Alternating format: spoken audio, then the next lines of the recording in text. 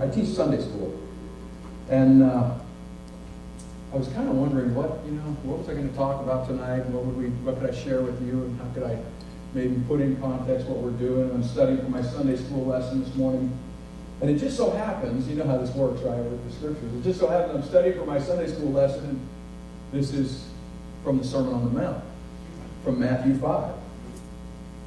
It says, "Blessed are they which are persecuted for righteousness' sake, for theirs is the kingdom of heaven." In fact, I got to show and tell. I got to show you. I'm kind of proud of this. A couple weeks ago, we went to Monticello, and we went to Montpelier, and we stood in the room where Madison holed away and crafted the Virginia plan, and then we're at Monticello, and I was so taken by the Jefferson Bible. Jefferson, clips out all the words of Jesus, and the least religious founder, right? He clips out all the words of Jesus into one book in 4 different languages, so he can study all the nuances in 4 different languages side by side, right? He's got French and Greek and Hebrew and English all side by side, right? And so here he says, "Blessed are they which are persecuted for righteousness' sake, for theirs is the kingdom of heaven. Blessed are ye when men shall revile you, and persecute you, and say all manner of evil against you falsely for my sake. Rejoice and be exceeding glad, for great is your reward in heaven. For so persecuted they the prophets that were before you." They'll revile.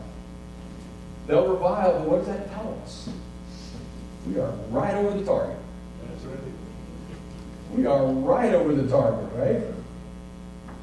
No, so it's there. The opposition is there. But we've got basically 3 options in the midst of that, right? We can give in, right? It's an option. You never would. We never would. But there are people around us. There are people around us either actively or passively giving in. Right? It's just easier not to fight. It's easier to look the other way. It's easier to stick my head in the ground. They're there. They're there. I'm with you. I don't understand it. It doesn't compute with my DNA. But they're there. Now, the other option is to just appease. Right? Winston Churchill said, "You have enemies? Good. That means you stood for something sometime in your life."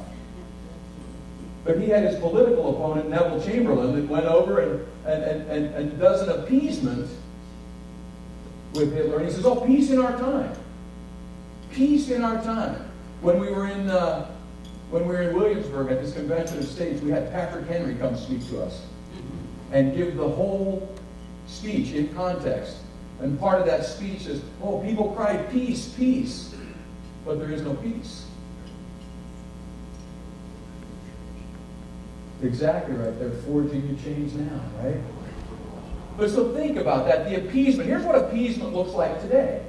What appeasement looks like today. I'm going to give you, here's another little story for you, okay? So imagine you're back in elementary school, right? And in elementary school, every day you had to brave the school bully to get to your class. And the school bully would wage that dreaded weapon of mass humiliation, right? But on this particular day, the bully says, "Judy, I really like you. I've got a special deal for you today. I'm going to let you decide how far I pull the wedgie today." Is that a victory? There are those among us that think that's a victory. When you see things like FLIPMA, the Federal Land Policy Management Act. "Oh, no, we can't go for equal. Let's go for this." Remember Greg Walden, the Steams Mountain Accord, when the situation was going on with the Hammonds, and Greg Walden takes to the floor and he makes a YouTube video, and it goes viral, and he's talking about going to the bureaucrats and saying this Steam Mountain Accord was supposed to be peace in our time. And we had this deal with the bureaucrats, and it was going to be peace in our time. And he went and he explained to them what the bill was supposed to do, and they said, "Oh, Congressman, that's not what this does." And he says, "I wrote the bill." They said, "Oh, well, we read it differently."